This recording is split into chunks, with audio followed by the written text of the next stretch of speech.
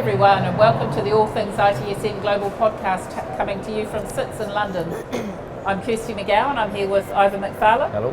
And our guest is Karen Taylor from SDI. Welcome, Karen. Yeah, good morning, thank you very much. So Karen, you're the service desk expert. Yeah. Service desks are changing a lot these days. What actually makes a good service desk these days? Yeah, it's a very interesting question, isn't it? There's a number of elements that you kind of need to get in place just from a baseline foundation point of view to start building and improving on a service desk. So if you start with the obvious on the actual the company, the service desk needs to understand exactly what the company is and why are you there, what are you supporting from a service desk point of view, and from that you need to know about your strategic plans, your business plans, new things that are coming along, the kind of the vision and the mission statement. It's kind of an understanding of exactly what's the purpose, what's the company actually delivering to its customers. And if we move on to from the employee point of view, it's all around your people satisfaction. So why do people want to come and work for that company? So for there, you needed to have some, really sound job description, which are meaningful, and the salaries are attractive to want to come and work for that company. There's a whole host of different things, and from an employee, you're needing to make sure that they're satisfied. So just running regular satisfaction programs to really start to gauge how happy they are in environment, because there's an awful lot of things in satisfaction, and they'll say it's too hot, it's too close to a window, I don't like my desk, etc. But it's all starting to build the foundations of what it is. That's an awful lot of things. Do you think there are many service desks out there that do all of that, or are there priorities or key things? I think when you look at a company looks into the people side of it, I think that's probably the one area that isn't understood or recognised, because it's an extremely demanding job working in a service desk environment, and if you don't get a comfy chair, a nice table, the ergonomics, the atmosphere, the lighting, your headsets, you need to be wireless. You can have wired. People need to be able to get up and move around, readily have access to water and breaks. From a service desk management point of view, I think one of the biggest challenges is ensuring that the guys have enough time to be able to walk away from the station and take that break. But when you've got company, when you've got teams of up to from 20 to 200, the mechanics and the rota that you have to put in place is just, it's really, really difficult to try and maintain and run that. One of the things I struggle with, I started my journey in IT service management, started at the service desk setting up a service desk, and one of the things I really struggled with was, how do you keep good people on the service desk? Because so often they see it as a stepping stone into a better part of IT. Right, And whereas, I see it as actually probably one of the most important jobs in IT, definitely. because that's the only place that your customers can actually judge the value of your IT service.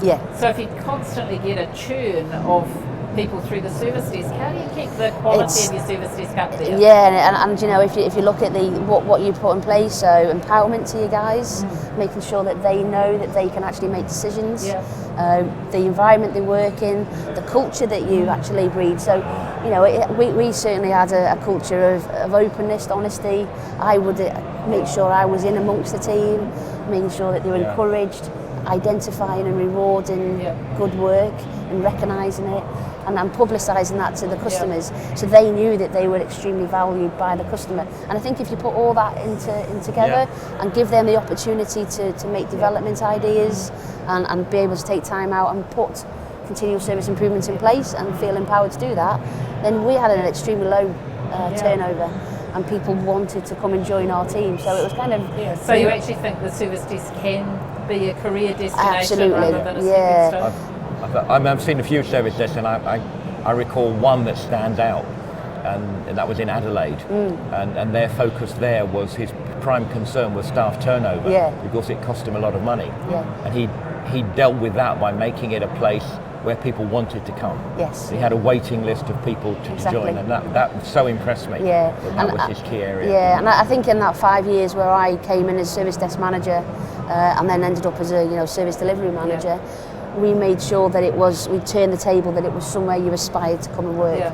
You got fabulous training opportunities. You know, it wasn't always the Microsoft training which the technicians would get, and the infrastructure guys, but you'd get coaching. We made sure that people regularly moved positions within the team, so you didn't form small groups, and we spread the kind of the ethos and the personalities to make sure you get the right people who want to come and join you. And if you get one person who's disgruntled, don't let it fester, nip it in the bud. Make sure that person is dealt with, and and it doesn't. It can very easily spread, can't it? A tide wave of unrest and whatnot. I think it's fascinating that we started off with the idea of the things that make a service desk important. And you mentioned briefly that you need to understand the company, and everything after that has been about the people, and I think that's exactly right. It's actually not difficult to explain the work and the business and the requirements, but if the people aren't competent to be service desk people and they aren't happy where they are, nothing else is going to work. That's right, I think that's an important message. I mean, there are some real people skills that you need to have to be on a service desk. If you don't cope with stress, it's not the place for you. No, that's just wrong. If you can't cope with people getting angry at you when it's not your fault, it's not the right place for you. But you get the right people on there, and it just makes such a huge difference.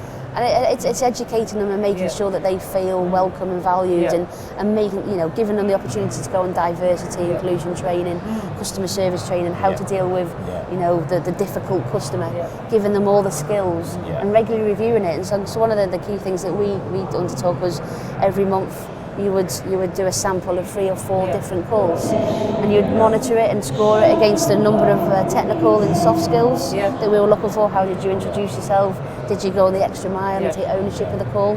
And you'd play that back on a monthly basis during one-to-ones, and let them listen to the pauses and say what you could do to kind of fill the time in it. And I think the other point that you haven't explicitly said, but it's come out absolutely from your role as a manager, is that it's one thing getting people with these skills.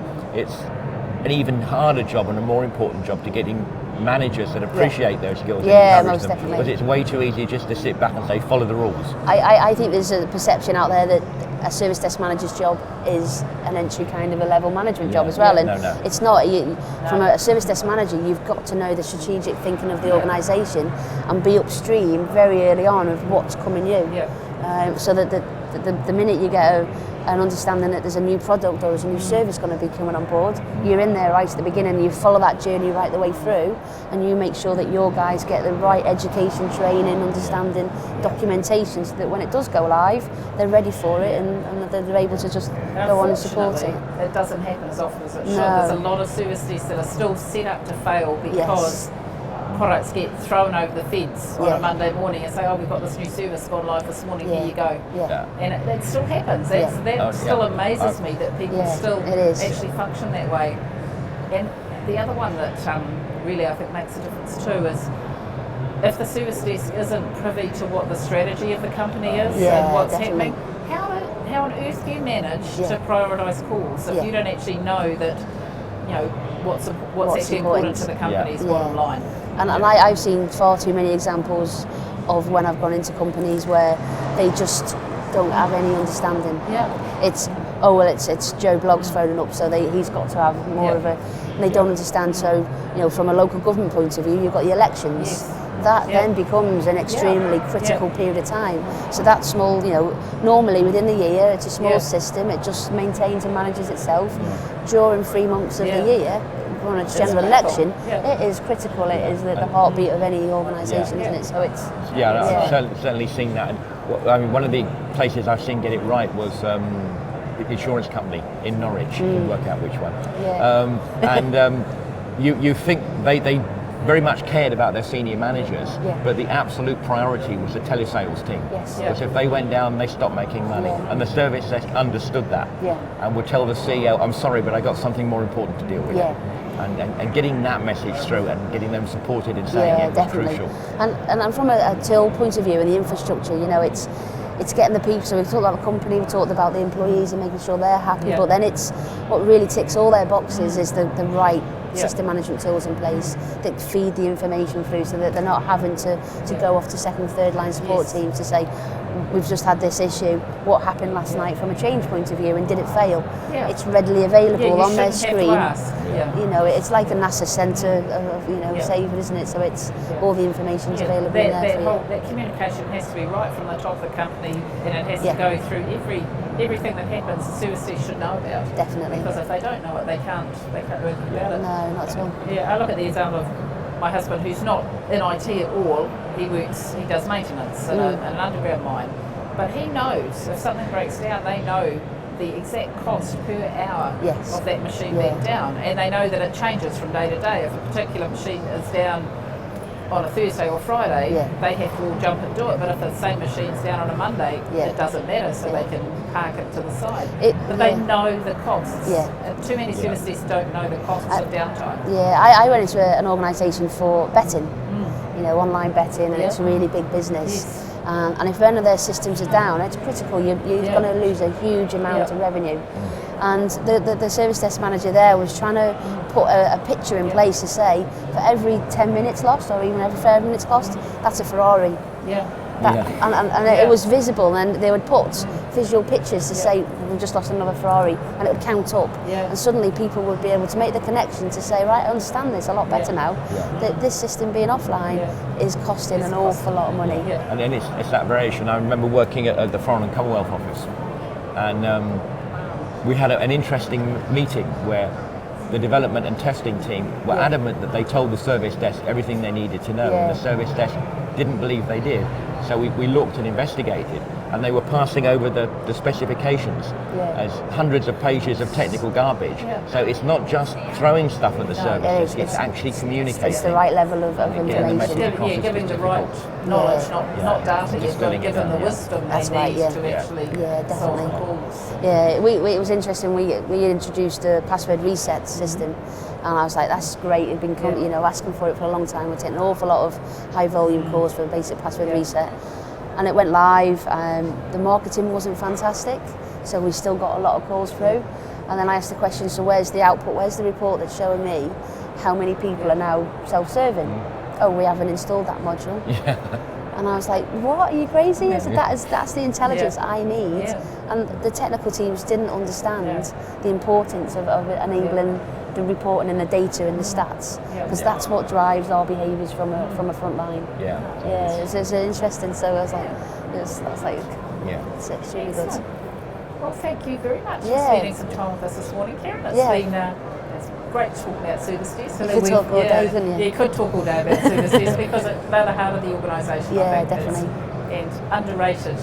Definitely underrated. Unfortunately. Absolutely.